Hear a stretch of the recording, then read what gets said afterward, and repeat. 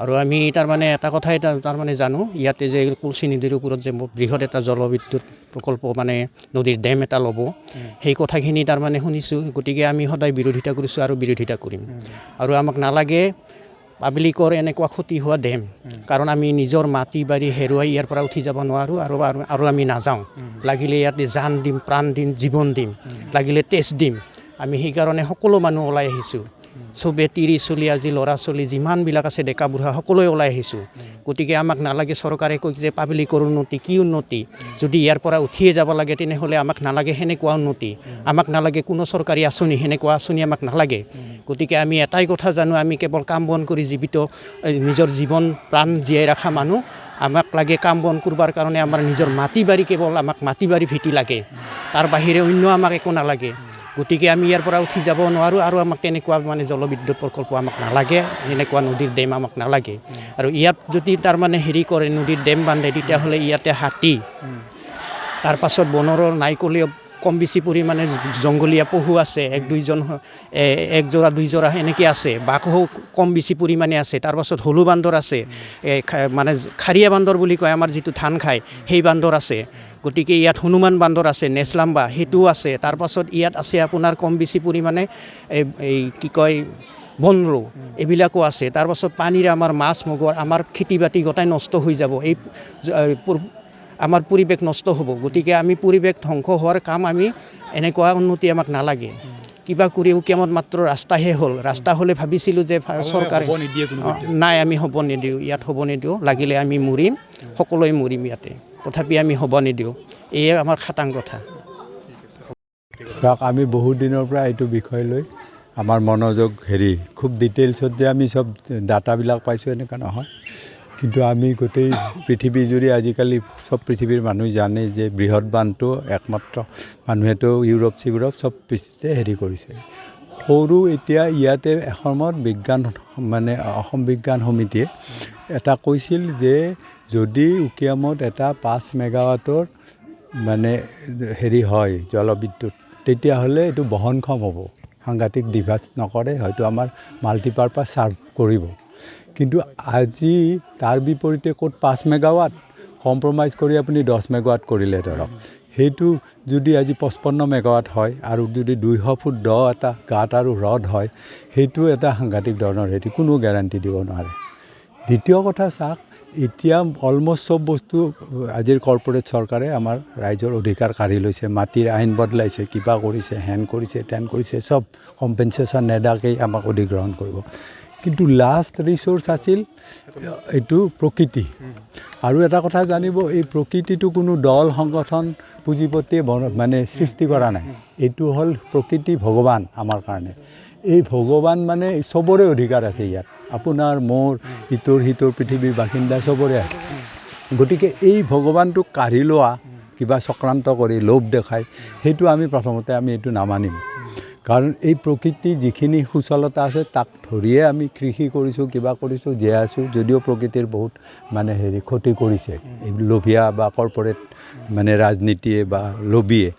কিন্তু এতিয়া ৰাইজৰ পক্ষৰ পৰা আমি এইটোৱে ঠাৱৰ কৰিছোঁ যে এইখিনি আমাক পতিয়ন নিনিয়াকৈ তেওঁলোকে যধে মধে এতিয়াতে কালি ৰাজু কৈছে ইয়াততো এনেকুৱা নহয়, বকত পানী নিয়াৰ কাৰণে আমি ইয়াতে বান্ধ দিম, এইবিলাক ফাং ফুং কথাইদি নহ'ব। আমাক হিচাপ কৰি দেখুৱাব লাগিব যে এই নদী বান্ধত ধৰক আমাৰ অসমত পিক আৱাৰ্ছত 3500 মেগাৱাট লাগে, পিক আৱাৰ্ছত। আচ্ছা, এতিয়া তেওঁলোকে আঁচনি লৈছে, গোটেই কৰ্পৰেটবিলাকে লৈ অসম ভাৰত চৰকাৰে 17,000 মেগাৱাট অসমত উৎপাদন কৰিব নোৱাৰে।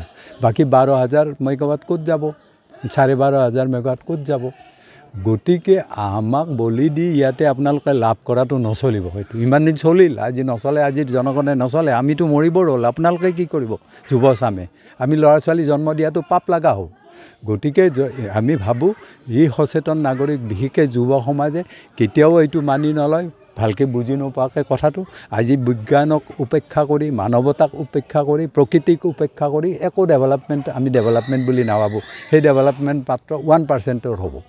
গতিকে সেইকাৰণে 1%ৰ চৌকল পুঁজি সংগ্ৰহৰ কাৰণে, ডেভেলপমেণ্টৰ কাৰণে আমি ইয়াতে এটা জলবোমা লৈ ৰাতি শুব নোৱাৰিম।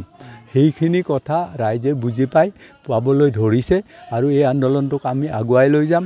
ৰাইজে আমাৰ মূল সম্বল আৰু এই ৰাইজক লৈ আমি ৰাইজৰ পক্ষত যেহেতু থিয় দিয়া মানুহ লাগে, যিয়েই নকৰক আমাক চৰকাৰে জেল দিয়ক কিবা দিয়ক, আমি এই আন্দোলনটো চলাই যাম বুলি আমি থিৰ কৰিছোঁ। এইটোৱে হ'ল কথা। আৰু বিজ্ঞানসন্মত হ'ব লাগিব। পৃথিৱীৰ বিজ্ঞান মনস্ক মানুহক আমি সুধিম, দক্ষিণ পাৰত আৰু অসমত বিজ্ঞান মনস্ক মানুহক সুধিম যে ইয়াত আমাৰ ক্ষতি নে লাভ। যদি আমাৰ ক্ষতি 99% হয়, 1% লাভ হয়, আৰু সেইটো কোনোবাই কাঢ়ি লৈ যায় হেৰি দি, সেইটোত আমি নাই। চিধা কথা, আমি ৰাইজৰ প্ৰতিনিধি, ৰাইজক ভাল পোৱা, প্ৰকৃতিক ভাল পোৱা, জুবিনৰ আদৰ্শক এতিয়াও মনত মানে মানি লোৱা হেৰি হিচাপে আমি সেইটো মানি ল'ব নোৱাৰোঁ। এইখিনি আমাৰ মূল কথা।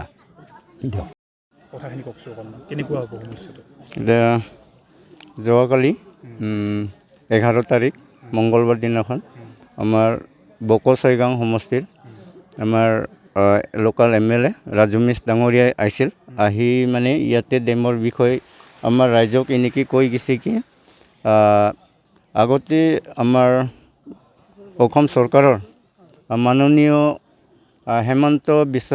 CM হেমন্ত বিশ্ব শৰ্মাই আগতে কৈছিল কি ৰাইজক যদি ডেমটো নালাগে তেতিয়াহ'লে নালাগে এনেকৈ কৈছিল। কিন্তু মুখেদিহে কৈছে, কিন্তু আমাক ৰাইজক মানে আজিলৈকে তেখেতে এখন বগা কাগজত মানে লিখিত আকাৰে আমাক এতিয়ালৈকে দিয়া নাই।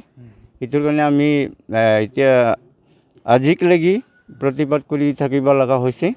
কিন্তু আমাৰ মাননীয় মুখ্যমন্ত্ৰী হেমন্ত বিশ্ব শৰ্মাই আমাৰ উকিয়াম ৰাইজক ডেমটো আজিৰ পৰা মোৰ ফালৰ পৰা ডেমটো কুলচি ডেম হাইড্ৰ' প্ৰজেক্টটো কেঞ্চেল কৰি দিয়া হ'ল বুলি বগা কাগজত মানে আমাক লিখিত আকাৰে দিলে আমি আন্দোলন কৰি নাথাকিলোহেঁতেন। আজি আপোনালোকৰ কি কাৰ্যসূচী লৈছে এইটো? সেইটোৰ কাৰণে এইবিলাখন আমাৰ মাননীয় মুখ্যমন্ত্ৰী হেমন্ত বিশ্ব শৰ্মাই আজিলৈকে আমাক কাগজত ডেমটো কেঞ্চেল কৰি দিয়া হ'ল বুলি আমাক লিখিত আকাৰে নিদাৰ কাৰণে আমি অল কামৰূপত যিমান অৰ্গেনাইজেশ্যন আছে আৰু উকিয়ামটো গৰাইমাৰীলৈকে আমি লগ লাগি অল কামৰূপৰ অৰ্গেনাইজেশ্যন লগ লাগি আমি প্ৰতিবাদ কৰি যাম আৰু আন্দোলন কৰি যাম বুলি আমি আজিৰ মিটিঙত সিদ্ধান্ত লোৱা হ'ল। ইয়াতে এইটো নদীতে হ'ব, কেনেকুৱা সমস্যা হ'ব আপোনালোকৰ? ইটো নদীতে মানে ডেম হোৱাৰ কাৰণে প্ৰপ'জাৰ কৰিছে অসম চৰকাৰ আৰু মেঘালয় চৰকাৰ লগ লাগি। এতিয়া যি জেগাত আমি মিটিং কৰি আছোঁ অলপ নামনিত, ইয়াতে 55 মেগাৱাট, ইয়াতে 55 মেগাৱাট হাইড্ৰ' প্ৰজেক্টৰ ডেমটো হ'লে এইবিলাক চেগুন গছ আছে, দেখা পাইছে আপোনালোকে, এই চেগুন গছবিলাক চব পানীৰ তলত হৈ যাব। গতিকে আৰু বাই চান্স ডেমটো হৈ পেলাই ডেম ভাঙি যাব লাগিলে নামনি অঞ্চলত থকা মানুহখিনি কিমান বিপদত পৰিব। গতিকে মই আমাৰ মাননীয় মুখ্যমন্ত্ৰী হেমন্ত বিশ্ব শৰ্মাক ৰিকুৱেষ্ট কৰিছোঁ, হেমন্ত বিশ্ব শৰ্মা ছাৰ ডাঙৰীয়া, আপুনি অতি সোনকালে মানে আমাৰ উকিয়াম ৰাইজক এখন বগা কাগজত লিখি পেলাই চিল ষ্টাম্প মাৰি পেলাই আজিৰ পৰা উকিয়াম গুলচি ৰিভাৰ ডেমটো আজিৰ পৰা কেঞ্চেল কৰি দিয়া হ'ল বুলি আমাৰ উকিয়াম ৰাইজক লিখি দিয়ক বুলি মই আমাৰ হেমন্ত বিশ্ব শৰ্মা ডাঙৰীয়াক ৰিকুৱেষ্ট কৰিছোঁ। যদি আমাৰ ডিমাণ্ড মতে আমাক লিখিত আকাৰে যদি ডেমটো কেঞ্চেল কৰি দিয়া হ'ল বুলি লিখি দিলে আমি আন্দোলনটো বন্ধ কৰিম। যদি আপুনি অকল মুখেদি ডেমটো ৰাইজক যদি নালাগে তেতিয়াহ'লে নালাগে, এনেকৈ যদি মুখেদি কৈ থাকিলে আৰু ভৱিষ্যত আমি ইয়াতকৈ ডাঙৰ আন্দোলনটো চলাই লৈ যাম বুলি মোৰ কোৱাখিনিতে সামৰিলোঁ। MLA নিজাববীয়াকৈ নিজ সমষ্টিৰ এটা সমস্যা উদ্ভৱ হৈছে, তাৰ তেওঁ মানুহৰ ক্ষোভে জানিব আহিছে। তেওঁ নিজাকে যে একো কোৱা নাই, CMৰ লগত লগ কৰি দিম, CMে মানে ৰাইজে নিবিচাৰিলে নবনাওঁ বুলি কৈছে। এই জাতীয় মন্তব্য দিছে, পাল তৰা মন্তব্য, এইবিলাক কোনো ভেলু নাই। কিন্তু এজন MLA মই প্ৰশ্ন কৰিছোঁ ৰাজু মেছক যে তেওঁৰ সমষ্টিৰ উদ্ভূত সমস্যাটোত ৰাইজক কিয় কথা দিব নোৱাৰিলে যে ইয়াত মই নদীবান্ধ হ'ব নিদিওঁ, কিয় নক'লে? কাৰণ মুখ্যমন্ত্ৰী তেওঁ এজন বিশ্বস্ত এজেণ্ট আৰু চেলা। গতিকে মুখ্যমন্ত্ৰীয়ে যি কয় ৰাজু মেছে তাতে ক'ব আহিছে। তেওঁ নিজা কোনো প্ৰতিনিধিত্বৰ কোনো জোখ নাই, প্ৰতিনিধিত্বৰ কোনো দাম নাই তেওঁৰ ৰাইজৰ ওচৰত। সেইকাৰণে তেওঁ নিজৰ ভেলু নাই কাৰণে ৰাইজকে ক'ব নোৱাৰিলে। তেওঁ দমে নাই, সমষ্টিবাসীক ৰক্ষা কৰাত তেওঁ আঁচনিয়ে নাই। গতিকে এই ধৰণৰ MLAৰ পৰা ৰাইজ আশ্বস্ত নহয়। আজি উকিয়ামবাসী ৰাইজে সেই বানৰ তাণ্ডৱ শিৱসাগৰ দেখি ভীতগ্ৰস্ত হৈছে আৰু ভীতিগ্ৰস্ত হৈ বান্ধ নিৰ্মাণ কৰাৰ প্ৰবল বিৰোধিতাত আজি এখন প্ৰতিবাদী সভা হৈ আছে।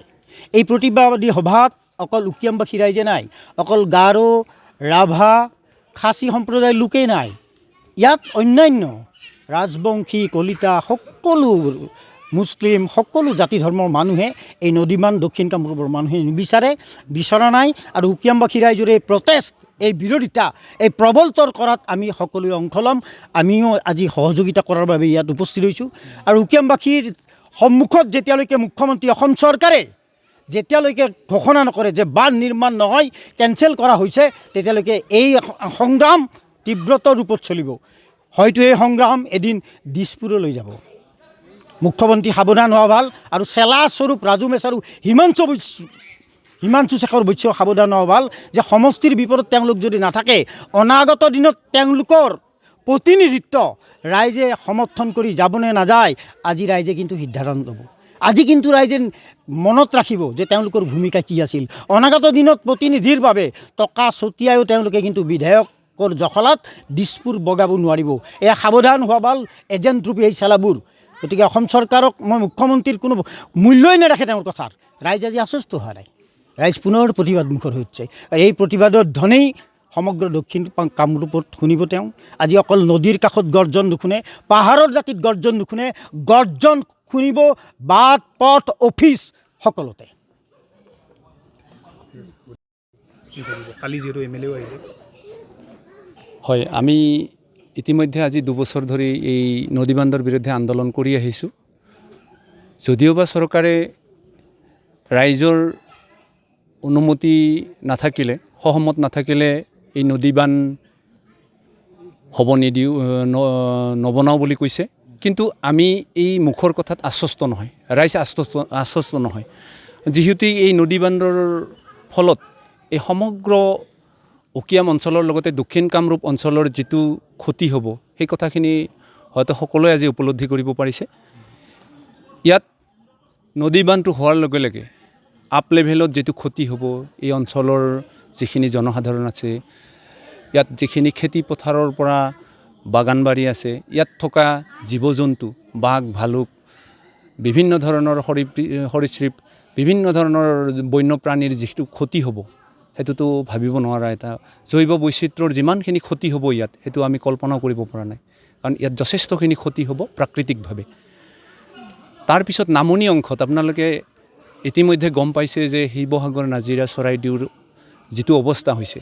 আৰু প্ৰতি বছৰে, আজি ইটো বছৰৰ কথা বুলি নহয়, প্ৰতি বছৰে ভূটানৰ পানী এৰিলে বা অৰুণাচলৰ পানী এৰিলে আমাৰ উজনি অসমত বা উত্তৰ অসমত যিটো পৰিৱেশ আহি যায় জলবোমা বিস্ফোৰণৰ ফলত, ইয়াত এই জলবিদ্যুৎ প্ৰকল্পটো হোৱাৰ পিছত আমাৰ দক্ষিণ কামৰূপ অঞ্চলত যে সেই তেনেকুৱা ধৰণৰ এটা পৰিৱেশ নাহিব, তাৰ কোনো গেৰেণ্টি নাই। কাৰণ এদিন হ'লেও এনেকুৱা এটা পৰিৱেশ আমাৰ ইয়াতো আহি যাব। গতিকে আমি যিকোনো প্ৰকাৰে যেনেকৈ নহওক, আমি সমগ্ৰ দক্ষিণ কামৰূপ অঞ্চলে একগোট হৈ চৰকাৰৰ বিৰুদ্ধে আমি প্ৰতিবাদ জনাই যাম। যেতিয়ালৈকে আমাক চৰকাৰে এই নদীবান্ধ নহয় বুলি প্ৰতিশ্ৰুতি, লিখিতভাৱে প্ৰতিশ্ৰুতি নিদিয়ে, তেতিয়ালৈকে কিন্তু আমি এই নদীবান্ধৰ বিৰুদ্ধে আমি বিভিন্ন কাৰ্যসূচী